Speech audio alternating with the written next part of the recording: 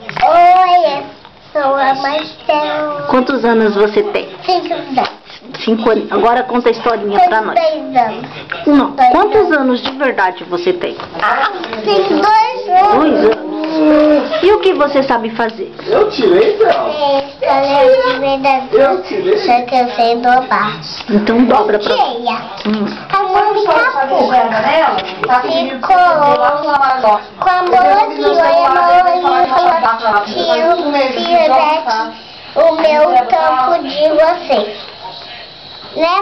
Daí a mão aqui falou assim que vai dormir, e daí ficou, e daí E pode que mais?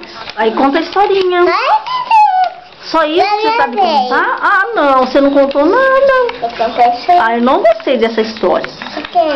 Conta a história do Homem-Aranha que você contou pra mim. Como? Daquela que ele falou que você era o quê? Que você era dele?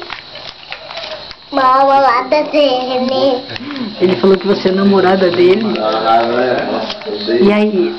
Amigo da Clete. Amigo da Clete. Pegar isso aqui. Aí, o Brasil? Amiga. É verdade, é a mãe. Vamos então? No banheiro.